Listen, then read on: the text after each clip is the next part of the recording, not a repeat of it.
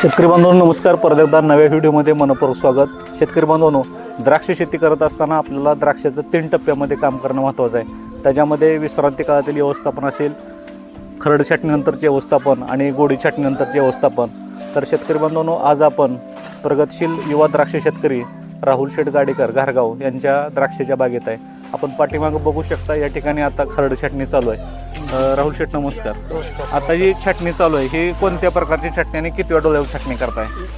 ही छाटणी एक डोळा ठेवून करतोय. हां हां हां. माझी बाग थोडी जुनी आहे, 18 वर्षाची बाग आहे, त्याच्यामुळे थोडा डोळा जास्त ठेवले. हां हां हां. थोडं खोडं वडी झालीत ना, हां हां हां. नाही तर रेग्युलर एक डोळा ठेवून छाटणी करतात. ही एप्रिल छाटणी म्हणतात याला, खरड छाटणी. खरड छाटणी म्हणतात, तो एप्रिल छाटणी म्हणतात. छाटणी. आणि ही कोणती व्हरायटी आहे तुझी? ती मामा जम्बो. बरोबर. आणि किती वर्षाची बाग आहे? 18 वर्षाची. तर शेतकरी मित्रांनो, हे सगळ्यात विशेष आहे. 18 वर्षे जुनी बाग आहे, तरी सुद्धा अतिशय उच्च दर्जाचं उत्पादन दरवर्षी राहुल शेठ घेत आहेत. कारण त्यांचं व्यवस्थापन सुद्धा तेवढ्या ताकदीचं अतिशय प्रॉपर नियोजन असतंय. तर आपल्याला आता खरड छाटणीनंतर आपली फवारण्याचं नियोजन, पहिली फवारणी वगैरे काय असते? पहिली फवारणी आम्ही बोर्ड करतो. आता जखमा झाल्या झाडाला छाटून. हां हां. छाटणी केल्यामुळे जखमा होतं, त्यामुळे बोर्डो घेत आहे. आणि दुसरी फवारणी?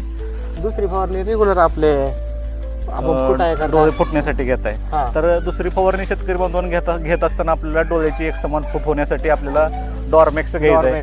आणि डॉर्मॅक्स मध्ये आपल्याला M45 घ्यायचं आहे, 13-0-45 घ्यायचं आहे. आणि एक समान फुटी निघण्यासाठी आपल्याला त्या ठिकाणी वृद्धी सुद्धा घ्यायचं आहे. अशा प्रकारे आपल्याला 2 फवारणीचं पहिलं नियोजन करायचं आहे. तर राहुल शेठ, आपल्याला आता टेम्परेचर वाढत चाललंय.